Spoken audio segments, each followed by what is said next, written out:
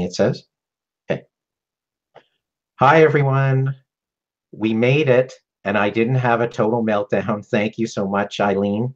You did a masterful job of helping me navigate waters, and we're now in a Google Hangout. So let's go for it. And again, just to start the show, we're going to talk about today about YouTube content strategy related to video and live streaming. And my guest today is Ileane Smith.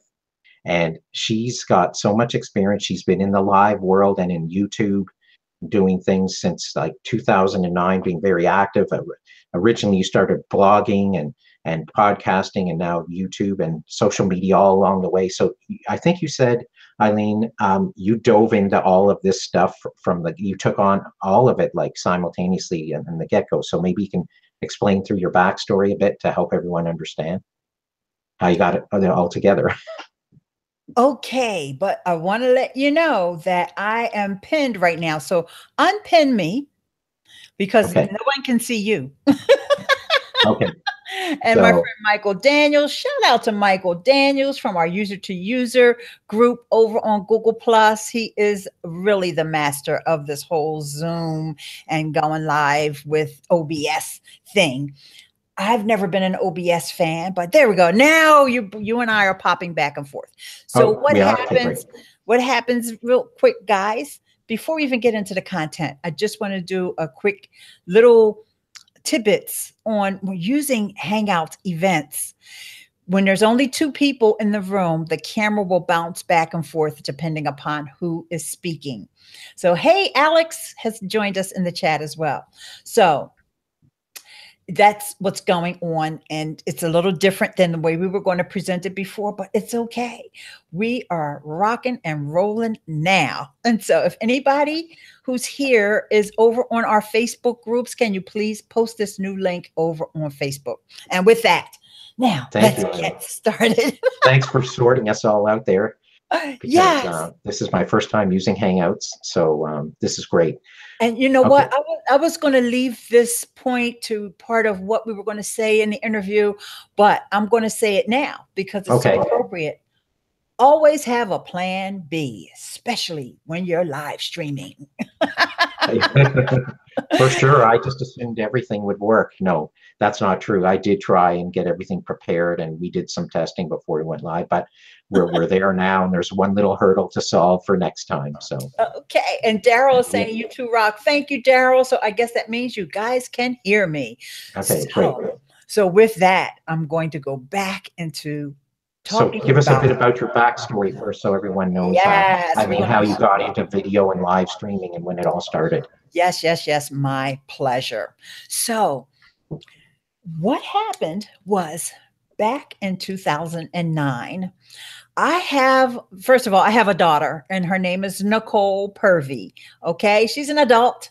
All right. But as she was coming up, and I'm a single parent. Okay. So as she was coming up, you know, I became very close with her. And when she got to be an adult, she decided that she was going to move away from her mama. Can you believe that? So we live in Philadelphia. And so she moved to California, which was where her dad lived. So she moved out there with him. And one day she said to me, Mom, I have a blog. And I was like, Now, mind you guys, this is back in 2009. Blogging wasn't the thing it is now. Okay. And so I knew about blogs. I heard of blogs before, but I wasn't exactly sure how to follow someone's blog. Okay. So what I did was I went over to, at the time we were using WordPress.com. And so I went over to WordPress.com and I said, you know, let me subscribe to my daughter's blog. Okay. Lo and behold, I didn't know it, but I wasn't subscribing. I was signing up for a blog.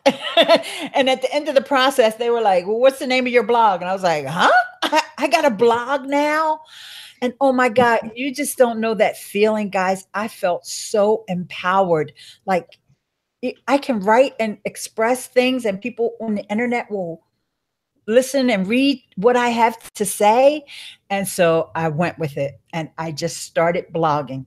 And so as I started blogging, I would learn stuff. And I'm not as young as I used to be, right? So I would forget. So I figured out I will write what I've learned. Not only will that help folks, that's also going to keep me so I can remember what I just learned, right? Because in the beginning, I didn't have a niche. I was going to write about music and life and love and anything else that comes to mind. In fact, that was my actual tagline. And I soon found out that nobody cared when I wrote about love and anything that comes to mind. They liked my tutorials. They ate those things up. And guess what? I loved making tutorials as well. So that's when I found my sweet spot. Okay, so I started off blogging by accident, but in the long run, it led me to one of my purposes here online, which is to learn something and then teach it. That's very cool. So you eventually, not only did you align with your passion, but you got the people telling you exactly what they were looking for. Absolutely, absolutely. And most recently, it's not just video that's been important to you. You've also adopted Anchor for quite a while now. I think you're like a pioneer in that space. And tell me what's so unique about Anchor to you, and it's a podcast platform of sorts, and why you like it so much, and how strategic is that in your go forward plan as a content creator? Okay, great. Well, Anchor, before we even talk about Anchor, let me just say that there have been tons of apps and platforms. Some of them have come and gone. Half of them, I don't even remember the names of them. Some of them still have a place in my heart, even though it may not be a good place. But as I would be adopting new platforms to explore, because remember, I'm kind of like one of those folks that gets in there as an early adopter, learns how to use something, and then teaches people how to use it. And so Anchor is just one of many of a long line. If you go to my YouTube channel, you'll see there's over 300 videos there of, in fact, you won't see 300 because I've had to disable some and make them unlisted because the tools no longer exist. But so that's actually a very interesting point, because the platforms come and go and you don't really know what's going to get entrenched in popular use. And but several platforms have their merits, and we don't really know what's going to be a winner anyways. So, and because you're so sort of leading edge at times, you just have to go with it and hope for the best, right? Sometimes, and like you said, you're teaching people to how to use the platform, because you're just ahead of the game as well. Yeah, and I am not one of those people that every time you turn around, squirrel, you just jump on everything. Okay, sometimes I have my own like personal criteria. Like when I see an app, first of all, it just has to appeal to me. And there has to be something unique about it, or some kind of I want to say not a viral component, but a catchy component that I can find my way of integrating it into what I do and what I'm good at doing. Okay. So back in 2009, when I started blogging, I also started podcasting. And that was via YouTube, because I started doing YouTube videos, okay, right away. But it was only screencasts, because in the beginning, y'all, I know y'all won't believe this, I was afraid to get on camera. I just thought the boogeyman was going to come get me. But, I got something for the boogeyman now. Come on. So, so I was already into, and back then, you could use a site called Blip TV to get your YouTube videos over into Apple. It was called iTunes back then. It's Apple Podcast now. But as a video podcast on Apple or iTunes. So I started blogging video and podcasting at the same time. Like a month after I started blogging is when I found out about the Blip TV thing, and I started that. So I had the YouTube, and so I've always done all three. Okay. And I've kind of went back and forth about which one I want to focus on. And like right now, I'm focusing on YouTube and podcasting. So now let's talk about Anchor. So Anchor, one of the things that appealed to me, remember I said it has to be catchy, it has to catch my attention. One of the things that appealed to me about Anchor is the ease of use, how easy it is for somebody to get started. Basically, all you need is a profile pic, and anybody who's on digital media has got a profile pic, right? And you probably already have a persona, or you have your brand or whatever, depend upon your level of using digital media, right? So you sign up for an account. You grab your phone and you press the red button and you start talking. Bam. That's it. And they have a unique way of engaging audience engagement, which I found very fascinating, because it was so interesting to see all your different fans and the kind of different messaging and the way you sort of dialogue back and forth. Can you share a little bit about that aspect of the platform? Absolutely. I mean, it's not totally live, but it's recorded in response, and can you share a little bit of the uniqueness of that, and as an extension to that, do you ever repurpose the Anchor content like into YouTube or something like that, or a blog? Okay, all right. So yeah, we're going to show you. I'm going to show you how I integrated Anchor into what I'm already doing. Okay, so as Gord mentioned, there is a unique feature of Anchor. Now, Anchor's not live at all, but it's in the moment because they adopted that feature that Snapchat made popular of this 24-hour ephemeral disappearing content. So when you go live, you can record a 5-minute segment, up to 5 minutes. Doesn't have to be 5 minutes. It could be 2 seconds, but you record a segment, and you can also call into other people's stations. So let's just say you put out a question. You say, oh, let's just say today I wanted to focus on YouTube and building attention to my YouTube channel. So I would go on there, introduce myself, tell people, yeah, I have a YouTube. I started back in 2009, blah, blah, blah. Here's my YouTube channel. What questions do you have about YouTube? Call in and ask me. So people will call in. And because you're engaging, you're listening to other people's content, you're answering their questions, you're calling into their stations. So it's a reciprocal. It's very, very social. And because people know that it's a 24-hour time bomb, one of my friends over there named it the time bomb. Because of that, it causes people to continually log onto the app. Nice. What did Ileane say today? What did Avi? I'll give a shout out to my friend Avi Uniglick. He's known as Ask Avi over there on the platform. What did Avi say today? Because we know these guys always put out some dynamite content. So that causes people to always come back to your station. It's great for Anchor because that causes people to keep giving more content, putting more content in there.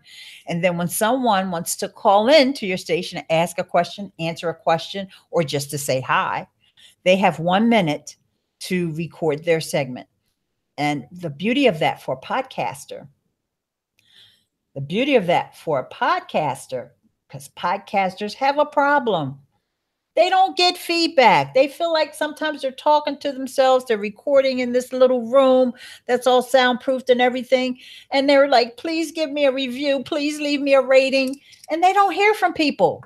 But when you're on Anchor, you're hearing from people almost every day. In fact, I've been podcasting on Anchor every day since the beginning of July. There is not a day that goes by that I don't have a call in. And you know what's also great about it, I find, well, this whole aspect of community and being able to hear everybody's unique voice actually hearing someone communicate their message rather than it being a typed output, it just gives another whole dimension to it. And I'm like, I really enjoy it because you can feel the energy in people's voices and their passion, and you know, even when they compliment you on what they're learning and all of that, it just seems the connection it goes to another level, which I really enjoy in consuming, well, you know, experiencing your stuff on Anchor. So and you hit on a nice point that we have the ability to cross pollinate. So you can say, hey, today I'm talking about YouTube, and you can, you know, share ideas and refer to things that you've already created or tutorials and how to. So it's a nice, it's another, you know, way to correlate your presence in the various platforms, right? Yes. And the other thing that most podcasters struggle with is they struggle with setting up interviews. And I don't do an interview show, but one of the challenges with doing an interview show is scheduling the interview and making sure that people can, you know, connect at the right times and all of that. Well, Anchor has a really cool feature that's built right into the app that's called Record with Friends. Record with Friends. So when I'm on my app, instead of just hitting that red record button, there's a button there that says invite friends to record with you. So you invite your friends to record with you. And if they're around, they come on and you can do your interview right there. Now, it's not live. Right. It will save it on your phone, or you can, at the end of the interview, you can say, save it, send it to me via email so I can edit it before I post it to my station. That's really cool. And you can also post that on social media as well after, right? So, I mean, yeah. Oh, yeah. That content can be repurposed into a blog post, all kinds of things to that, adding that audio clip. And you also have the ability to edit together something, you know, pretty creative as well, based on how things unfold. Absolutely. And so what also I meant to say, because I talked about how Anchor is ephemeral with the 24-hour time bomb. Mm-hmm. But if you decide that you want to make a podcast, you gather up an episode. So what happens is you go into the app and you click on episodes. Then you select those episodes. Now, everything that you've said, you can add into your episode. Every time you got a call in, you can add into an episode. Mm-hmm. They don't let you add the music, and they don't let you add when you echo someone else's station. So it's kind of like a retweet within the app. That's not your content, so you can't add it. But then you make an episode, all right? You click all the links to all the ones that you want to add. And then once you have that episode, then people can go back through your back catalog and look at your episodes. And eventually, if you want, you can send that to Anchor and let them know you want to have a podcast in Apple Podcasts. And they will list it in Apple Podcasts, Google Play, Overcast, and Pocket Cast. So the thing is, and I got to have my disclaimer here, I recommend this for a budding podcaster, for somebody who's just getting started. However, I don't want to recommend that for someone who has a business, who wants to really control their content, because now Anchor actually submits that podcast to Apple Podcasts, not you. So that gives Anchor that connection. So it's great for, like, for example, I have one of those podcasts. And guess what? The podcast is all about Anchor.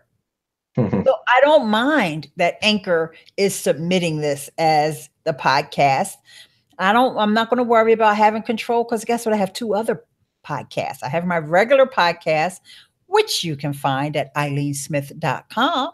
Well, that's an interesting point, Ileane, because I guess in some way, if it's submitted or owned by Anchor, depending on the discovery or search, some people may find your podcast in a broader sense too, right? So, but by the fact that you're on multiple platforms, and you're also producing the podcast separate from that too, right?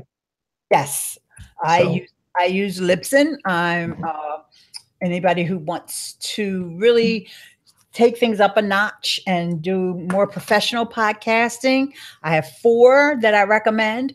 Libsyn, that's short for Liberated Syndication. So that's spelled Libsyn. Then Blueberry, which is Blueberry without the E's. I'm not sure why. Somebody says, oh, my friend Dave Jackson says, because E's are evil. I don't, but it's spelled Blubrry. Yeah.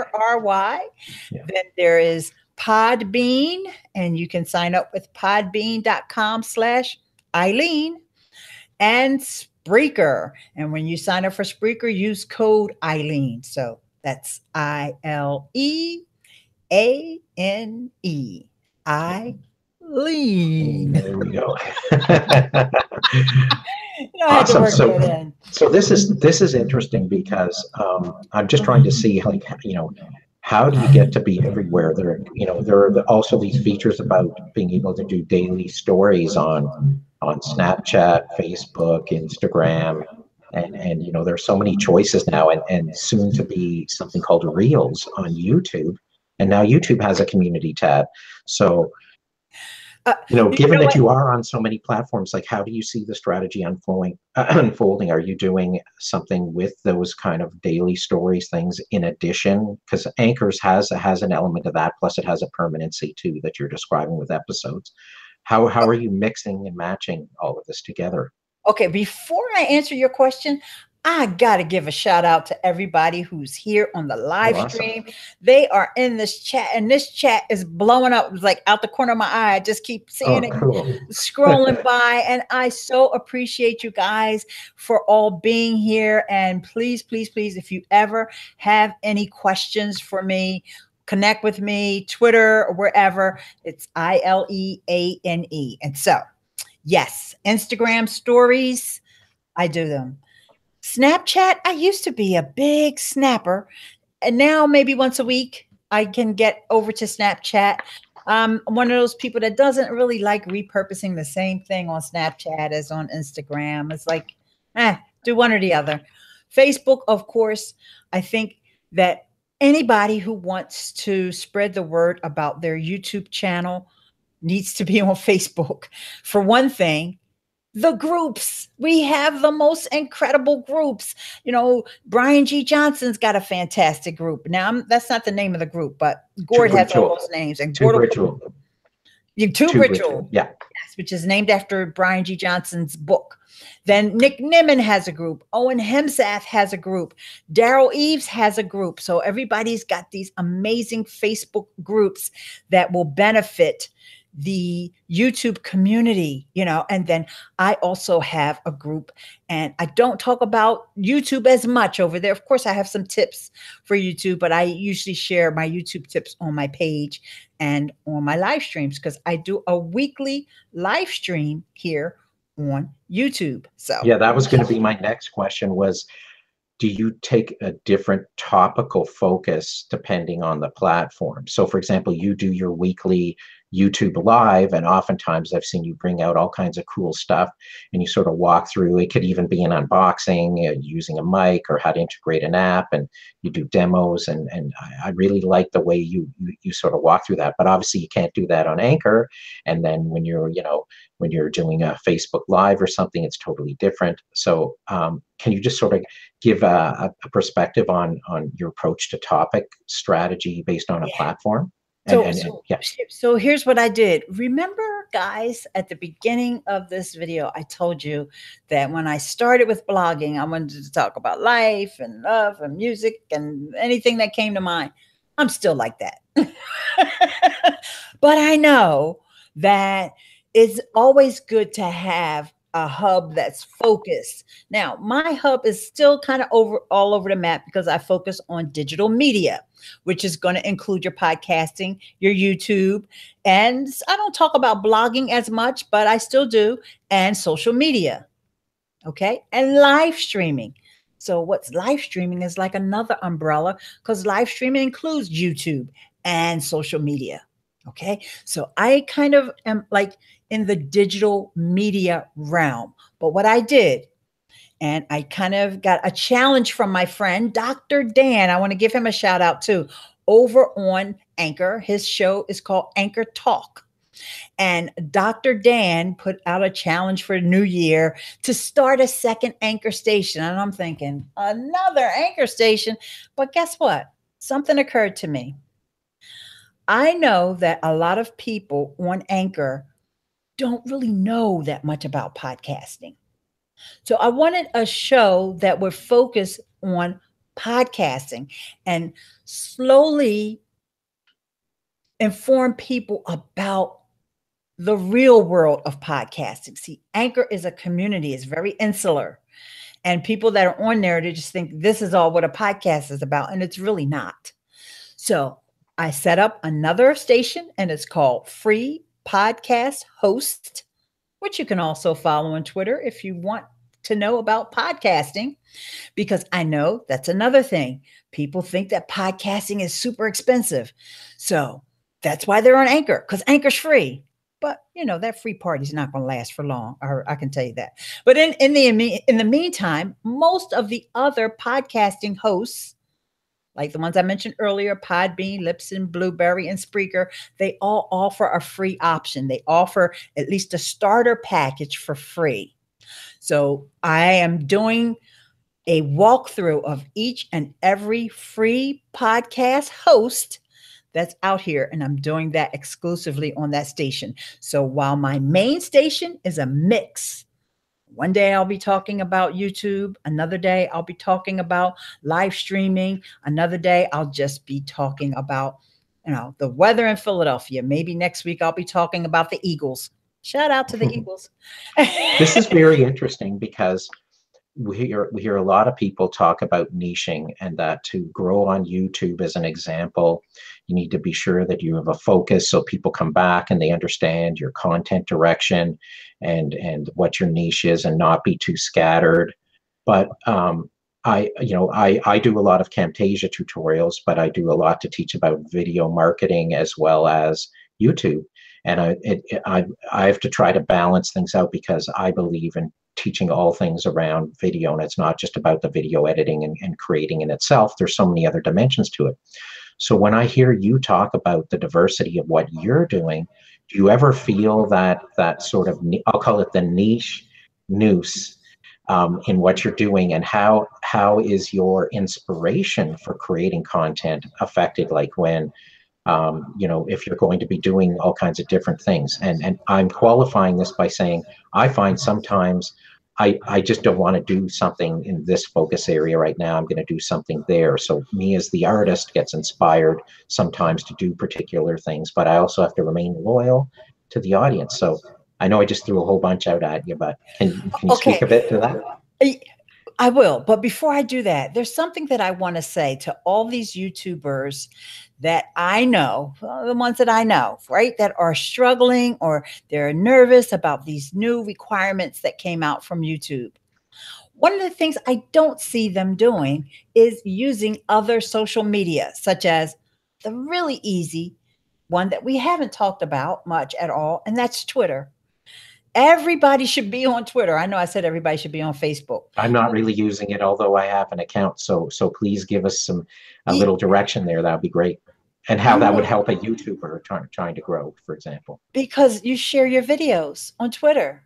And see, if you're on YouTube, if you're on Facebook, and every time you post something on Facebook, I have a new video, I have a new this, I have a new that. Nobody wants to hear you. Everybody will tune you out on Facebook. But on Twitter, of course, you want to mix it in a little with sharing other people's content and saying hi to your friends, but not a lot. It doesn't take, you could spend 15 minutes a day or less on Twitter and get traction for your videos. Anybody who, and that's why, if you notice, YouTube kept that integration with Twitter, even though they got rid of the integration with Facebook. So you can automatically share your videos to Twitter when you publish a video. And of course, Google Plus. Google Plus is still there. Michael Daniels, shout out to him, and Andrew Hatchett, my buddies over at User to User. There is still people on Google Plus. Yes, believe it or not. But Twitter is the place where people expect, it's almost like news updates. Yeah, I just posted a new video. So can you share your workflow, Ileane? How would you so you do a Saturday Live. and you're Saturday Live on YouTube. What's your kind of workflow or your process for how you share it out, and including Twitter and whatever else you do? And Okay, I know I interrupted you, but I think that would be a very useful thing for people to appreciate based on what you're describing. okay. It starts with the thumbnail. Now, for me, for the most part, I kind of know what I'm going to talk about maybe about an hour before I go live. Only because I've got so much going on. Okay. And so it's usually going to be based on, like, say, for instance, I have a new tool. One of my favorite tools right now is Ecamm Live. Ecamm Live is going to let me go live to YouTube, go live to Facebook and Periscope and Twitch. Okay. So I'm going to be talking about Ecamm Live on my next video, no matter what, because they just released some new updates. Okay. And is Ecamm Live for Mac only? It's for Mac only. All right. And you know, a secret application for Windows, right? Yes. Okay. And I'm going to make you guys wait. Okay. I'll write myself a note. Don't forget to share the Windows app. That if we hadn't got up and running here on this, I would recommend that app. And I'm going to put that one right in front of me so I don't forget that. So back to the process. So it's going to start with a thumbnail, because I need that thumbnail before I go live, because Ecamm is going to allow me to use the live feature on YouTube. And I need that thumbnail to be in there. So when I share it, or when someone else shares that link, that thumbnail is going to pop in. It'll be the right thumbnail. Okay. Previous ways that I was going live, like with this, the way we're doing it now with the event, the thumbnail's not going to be there until later on when YouTube lets you upload a thumbnail. So it's okay. It's not the ideal situation, but it'll be about an hour or so before they encode the video, depending upon how long we stay on. And then you can upload the thumbnail. So that's part of the promotion. But go on Instagram. Hey guys, I'm getting ready to go live. If I was doing Snapchat regularly, hey guys, I'm getting ready to go live. And of course, people aren't probably going to see it live, but that's okay. They know that you just posted a video. And even if they never watch that video, they know that you're somebody who posts videos regularly. Okay. Absolutely. So if you're not using Twitter and you're trying to make sure you get 1,000 subscribers, there's a whole huge audience that you're missing out on, because nobody on Twitter knows that you have a YouTube channel. Okay, so now I'm going to start to make effort to be more functional. I mean, start to use Twitter. I haven't been using it because I've always had the attitude that if I'm not going to dedicate more time and be consistent on a platform, and I hear Twitter, people expect, you know, frequent postings a day, and that I'm like wondering, well, what justice am I doing if I only get out there at a time to promote my videos a couple of times a week? I'm not really doing justice. So I really need to figure out more of a strategy that I want to be consistent with. And do you feel that that's the case? It's about a mindset, because something that you just said doesn't even relate on Twitter. You just said that people will be disappointed because you haven't posted. Nobody notices when you don't post on Twitter. Okay. No, there we go. If you don't post on YouTube, people will. They'll come over to your channel and like, oh, this person hasn't put up a video in months. But if you don't post on Twitter, let's not forget that the algorithm won't be happy. Right. But when on Twitter, you know, not unless somebody goes out of their way to go to your Twitter profile because you're promoting Twitter, then that's when they'll go over to your Twitter profile and say, hey, this person said they were a social media strategist and they haven't even tweeted. That's different. But if you're putting out tweets, growing a little following over on Twitter, okay, because all of your friends, like everybody in this chat, if they knew that if Gord had Twitter, that they would follow you. Okay. I do have a Twitter account, but I haven't been using it. Well, that doesn't count when you don't use it.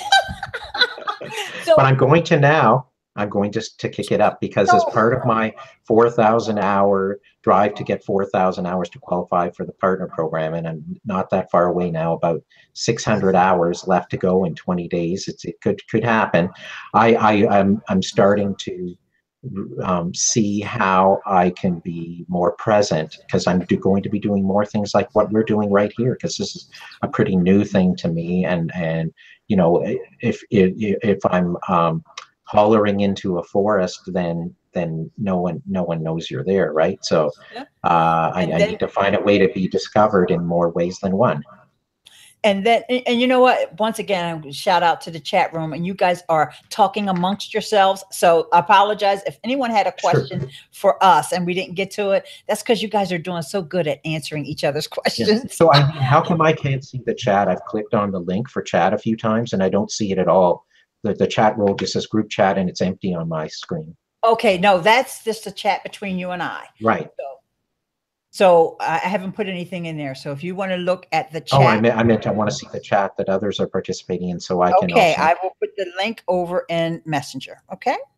Okay, thank you. For you. Okay, so you can Okay, do so the pop out feature. based on we've been talking about all these different platforms, can you tell me, like, do you have what's your favorite platform or content that you like to create, and associated with that, do you ever get um, like just overloaded and say you need a break, and not, you become maybe temporarily uninspired, like, you know, you said you have a job and you do all of this stuff, and I wonder, how does Ileane balance it all, because you are always smiling. Oh, okay. Now you asked three questions there, so I'll start Yep. with the first part. My favorite platform is the one we're on right now, which is YouTube, and the reason it's my favorite is because it's a way where I can do, what did I tell you I like to do? I like to learn and then teach. So I'm always been a visual learner. So video is a perfect way for me to learn, you know. And of course, YouTube has some things that I don't like about it. Like, for example, this chat will go away at the end of the video, but I do have a workaround for that too.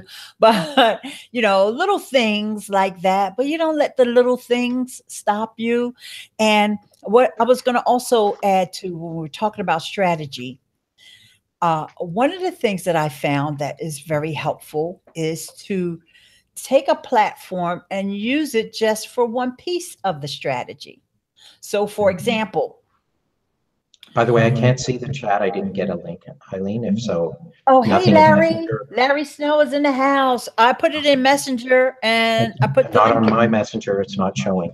Oh, geez. Who did I message Maybe over someone there? else got it. Maybe they're going to join the chat as well. That'd be nice. Yeah. Oh, I didn't hit enter yet. My fault. Okay. I'm Okay, sorry. there we go. It was sitting Thank there. you. I just didn't hit enter. So, one of the things I do is I use different platforms for different purposes, because no matter what, we want niches, right? But we all got more than one interest. Let's face it. No matter what your interest is, probably on the side, you're thinking about sports or you're thinking about drones or whatever, right? So you can take a platform and just use that platform. Like I told you guys earlier, I'm doing on Anchor. I have free podcast hosts, even though I love YouTube and I love blogging, I love social media, but I have one account that's dedicated only to podcasting. So there I'm using that platform, Anchor, just to talk about one of my passions. All right. So that's great. So So you find an outlet. Yeah. and so then on Instagram, I do a story every day, but guess what? It's no convoluted. Oh, I prepared it. Prepped it. It's like, hey, y'all, guess what I'm doing now? Right, Larry? Larry Snow in the house.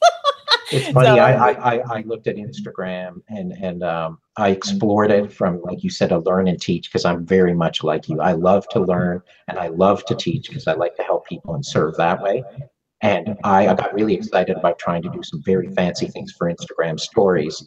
And I created a video on that. And then I realized, but there are so many people that, whether it's Instagram or Instagram stories, it's like, you know, people like to see behind the scenes content and just get to connect more with the person. Always challenge the, well, I don't want to put up, for me, boring stuff. And, you know, I just more, when I get an interesting thought, I'll more want to sort of like randomly share that, or an inspiration, or a challenge that I overcame, or, you know, something interesting. And I think we're all different in terms of, you know, what will inspire us to want to share that way on the more personal level. Do you find that from from being a consumer of people's content? Well, yeah, and I don't mind a behind the scenes every now and then, but like I said, for me, if you want to follow me on Instagram, then that's where you'll see the behind the scenes, because I don't want to have something that takes up a lot of time, because I'm spending more of my time developing structured content on YouTube and on my podcast. So my content on Anchor is less on Instagram is less structured. So it's more behind the scenes. Now, I do stories almost every day, but I don't always post in the feed on Instagram. And it's okay. I don't have to feel like every single platform, I've got to be the star of it. No, when I do have a blog post or I do post a new podcast, then I have that artwork. Actually, my daughter, which I talked about my daughter earlier, Nicole Purvy runs a media company called Better Than Success. And they have a YouTube channel too. And she has a graphic designer. So graphic designer, Brianna, shout out to Brianna as well. Brianna will do my images. She does them for my YouTube thumbnails as well as for my podcast. And so when I do release a new podcast episode, and it doesn't have to be every week, I do my every week thing on YouTube. On my podcast, it's when I get an episode together, I pull that content over from Anchor, because I don't publish it on Anchor. I pull it from Anchor, download it, and then compile it all together into my original podcast, which is Miss Ileane Speaks. Okay. And so it took me a while to come up with that strategy. And I'm not saying for anybody that this strategy is repeatable, unless I decide, that there's a way I can simplify it and adapt it so that other people can use that same strategy. But we all have to find out what works. And there's one more thing I want to tell you about Anchor and how you can use it with YouTube. I got your attention. Do I got everybody's attention? Type yes.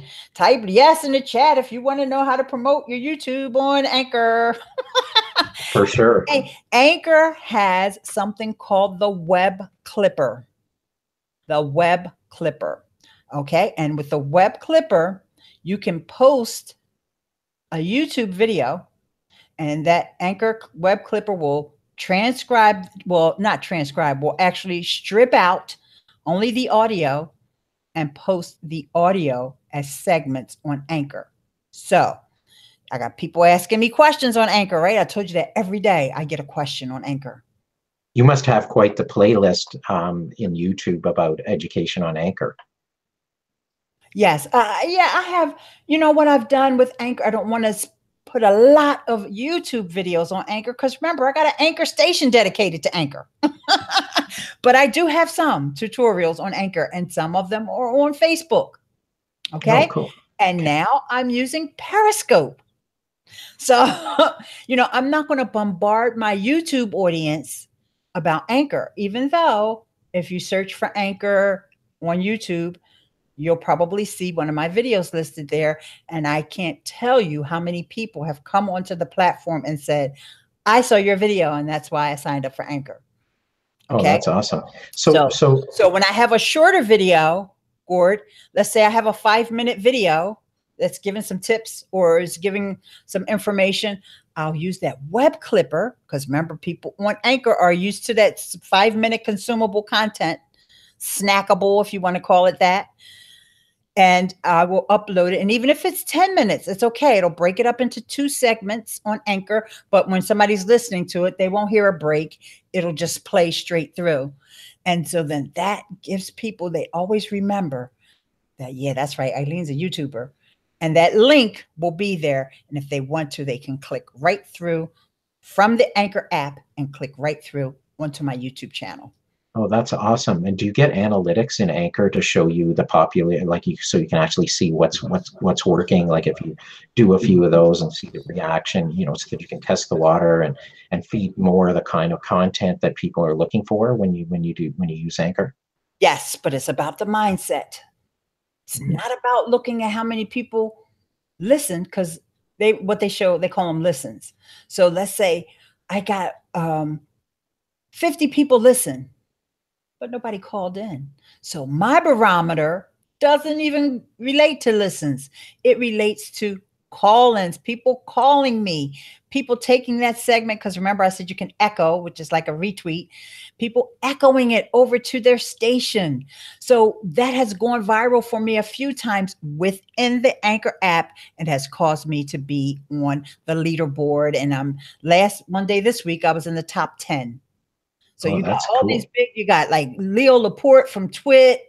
Well, it's not Leo, but it's the Twit network. And you've got entertainment news rundown and all these big time daily tech news headlines. You got all these big stations up on the top leaderboard over on Anchor. And then there's Miss Ileane there That's because awesome. Congratulations. I know someone you put asked in me. so much effort, and your content's great, and I really enjoy, again, seeing how the people respond.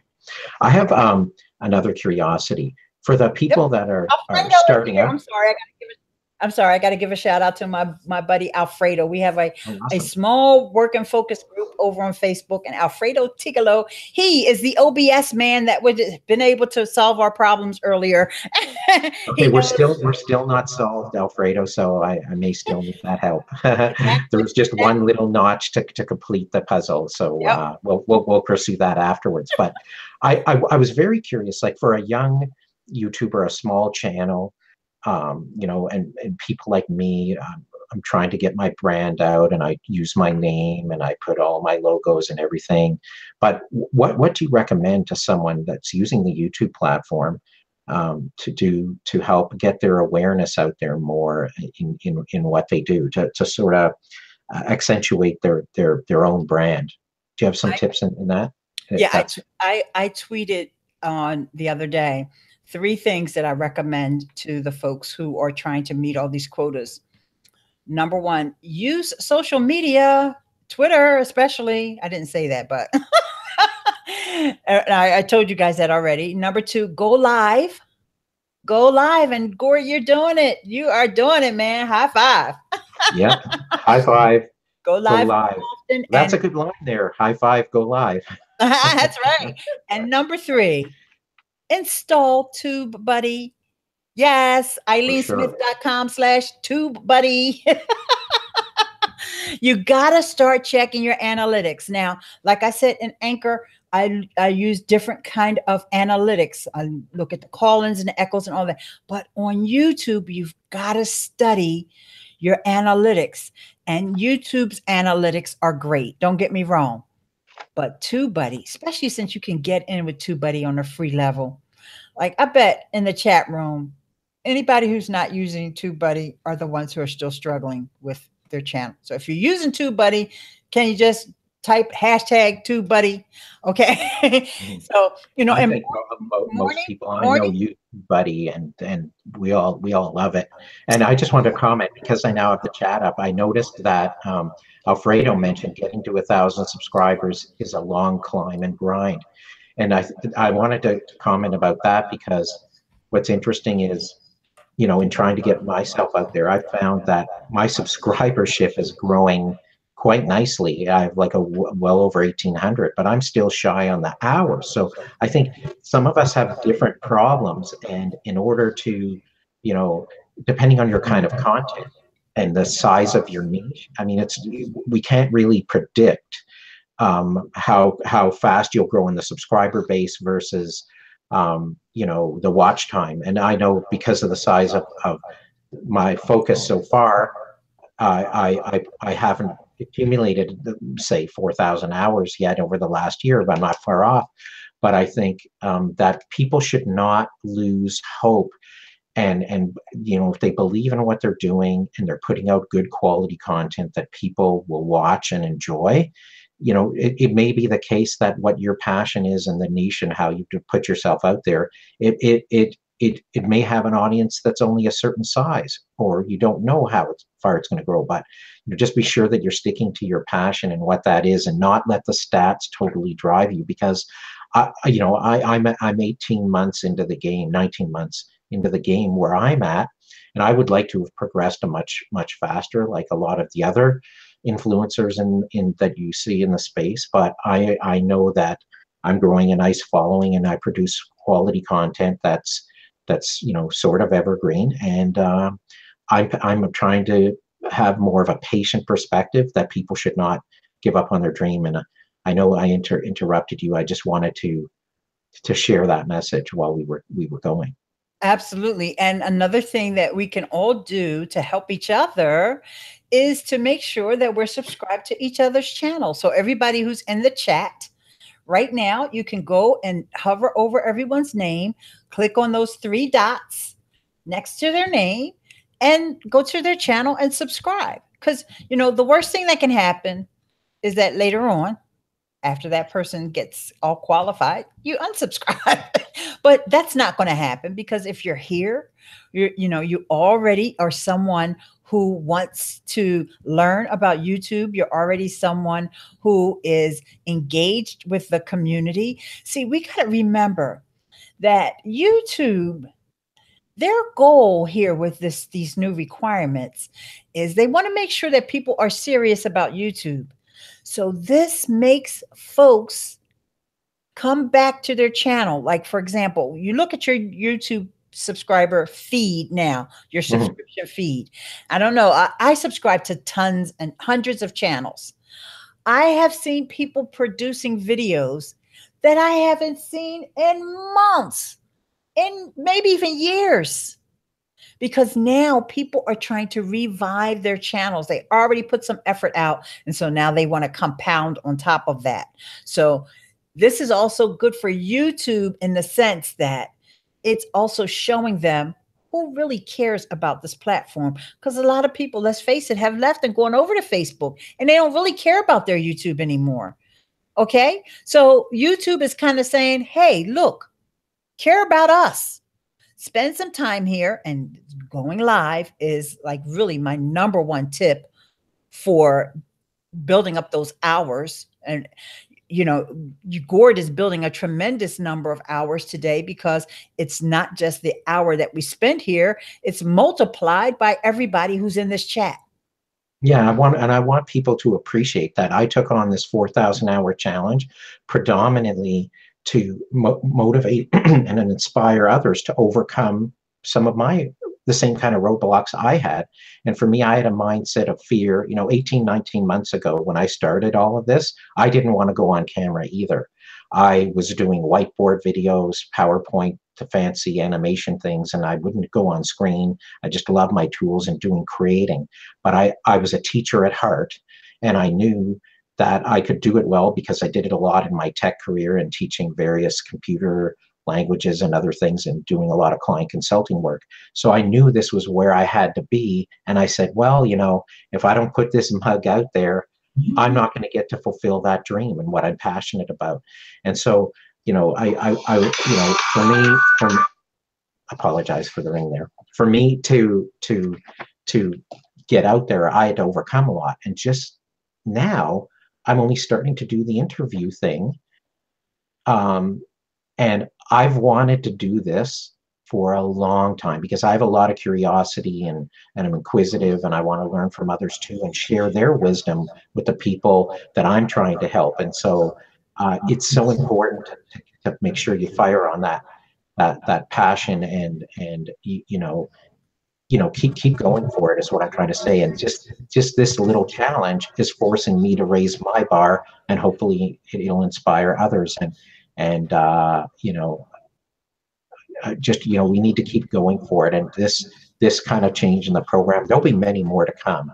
I mean, let's be honest, even on February 20th, they're going to be coming out with some changes or updates on qualifications for external links and things like that. But they came out this week saying they're going to lower the bar a little, which is kind of nice, and it's not going to be at the same level of qualifying for the partner program. But to find what it is your personal challenge and make yourself accountable to move forward. And this is why, like you said, we belong to so many amazing communities. One of the things I was not really comfortable doing for a long time was sharing goals, sharing commitments, and to try to make myself more accountable and accept that it's okay that if I didn't make something, that I'm growing, but people are going to learn, and by us all mutually sharing our journeys. Like, how do you feel about that? Did you ever feel reserved about sharing your progress and what you're doing? I'm pretty much open book. I don't because I know that, you got to start somewhere. Like, for example, I just started with the new anchor station and a new Twitter. I think I have 14 followers over there on Twitter. And it's okay. I just started it. You got to start somewhere. And you'll find that when you don't put out effort for something, you're probably not going to grow it.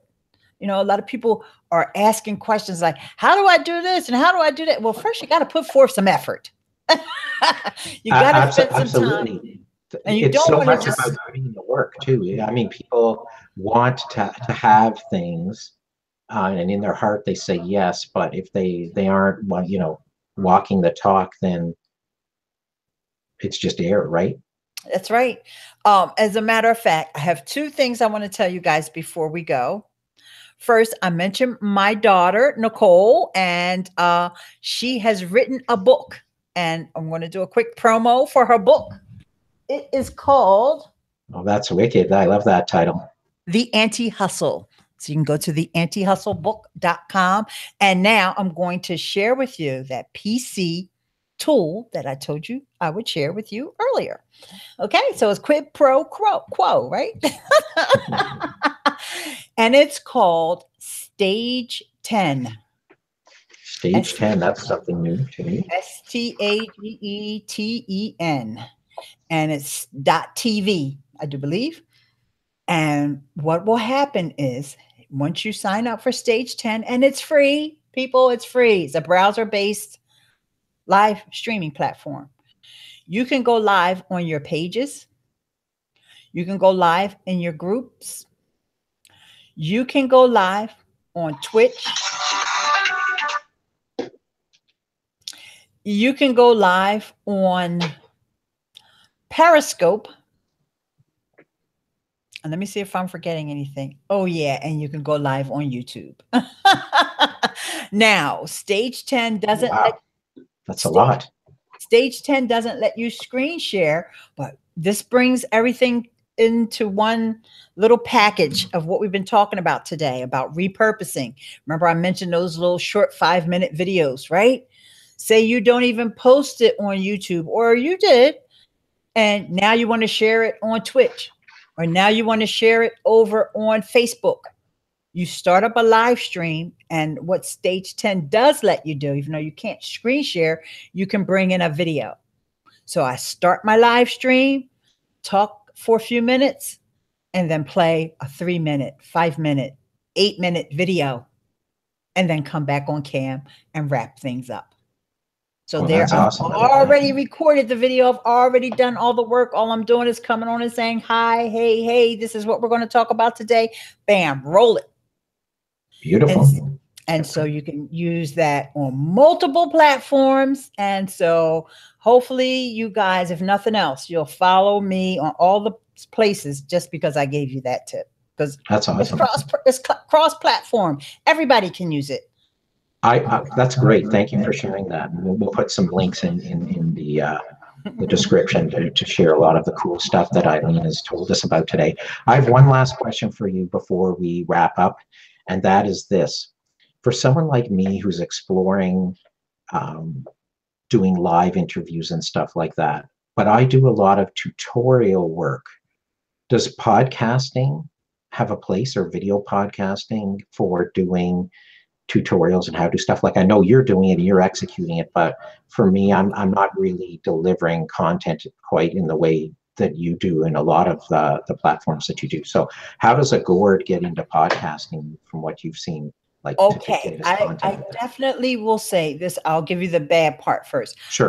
I would not recommend video podcasting. Number one, when you're getting a podcasting host, you pay for storage, and videos take up a lot of storage. Oh, yeah. Hence the beauty of YouTube, right? Because YouTube doesn't make us pay. So everybody who gets mad at YouTube, remember, They're storing your content for free. Keep that in mind, people. And they're letting us have this live stream option for free.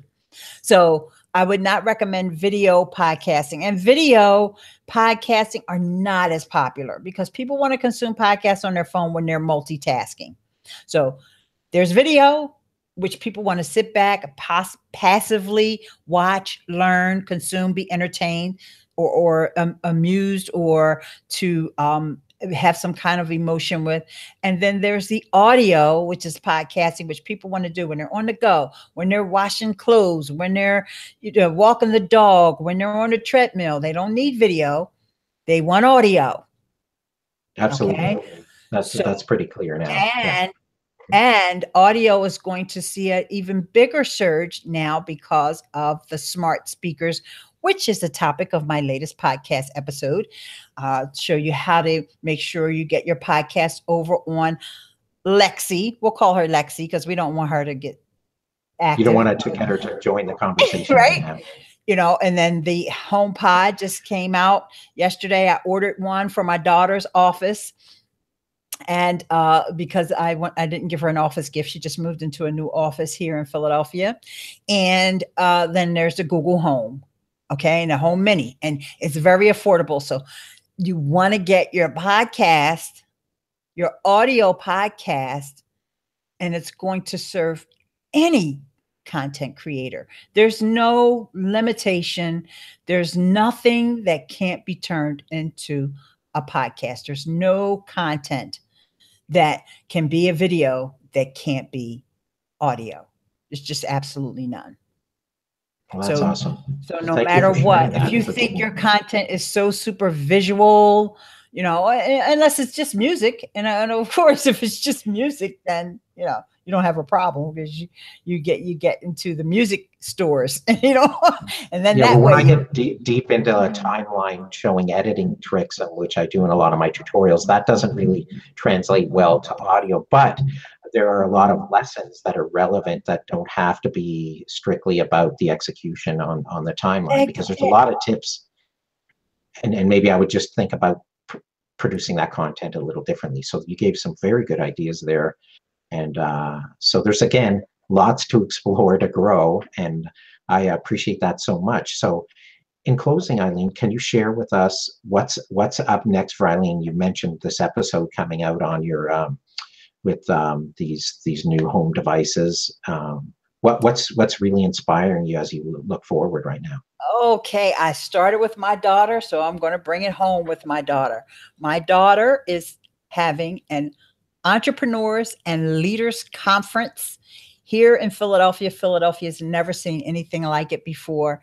And it's at betterthansuccess.com/conference. Or you can go to entrepreneursandleadersconference.com. And so that's coming up in March. And it's a 2-day event along with a black tie event. She's having 30 speakers. She's expecting 500 people. And it's just going to be completely awesome. So I'm one of the speakers, and we're going to work next week to hone out exactly what my talk is going to be about. Or there are also going to be panels there. We've got some of the local government folks that are also involved and who are also going to be speaking. So that's the future for me right now, is looking forward to not just this conference, but all the conferences to come. This is the third, big one that she's given. She did a Women in Real Estate Conference, a summit that was here in Philadelphia in October, which was it just blew everybody away. And then also in June, we have Philadelphia Real Estate Week. So my plate is full with the stuff that my daughter is spearheading, and I'm just there to just, prop her up and make sure that, what she does succeeds. And so, well, that sounds really exciting and ambitious too. And I give people a lot of credit to go out there and try to organize large events like that, because it's no small feat and takes a lot of planning and support and and rallying the troops. And so that's really impressive. And where Ileane, what's the best place for people to find you and learn more about your sort of your products, your guides and services, and everywhere that you are out on the web? Yeah, just go to my website, IleaneSmith.com, and that's ILEANE. Okay, spectacular. I've had such a fun time today, and thank you for your patience, Ileane, in helping me work through my trials and tribulations of doing live. And it's been a lot of fun, and I'm excited to do more. And I'd love to hear for any of you that are watching, any feedback you have to help help me improve and to bring suggestions for other great guests as well, just like Ileane. And I'm so appreciative that you came to help me out on my quest as well for the hours. And you're a big support. It was fun holding your hand through that, virtually holding your hand through that almost breakdown, mental meltdown. I didn't though. I didn't totally melt down, which I'm impressed by. That's so it's right. Progress. And so I'm adding it to my resume. Awesome. Thanks so much, guys. And big, huge shout out to everybody in the chat room, but special shout out to Rodney Hunt, Larry Snow, Michael Daniels, Alfredo Tigolo, and my boy Andrew Hatchett. He just showed up, and I didn't mean to not shout out everyone. But those are the names that I can remember off the top of my head as we close. Yes, and I'll do a better job next time of being able to participate in the chat. And I know I wasn't very participative, but I'm learning and I'm excited, and I'm glad to see that so many showed up. And please, if you're enjoying the kind of content you experienced today, please check out to my channel and subscribe. Gord Isman. It's just my name, Gord Isman, on YouTube. And greatly appreciate that you all came to experience and enjoy. And for those of you on watching on the replay, thank you as well. Cheers, everybody. And thank you, Ileane. You're welcome. Bye-bye. Bye.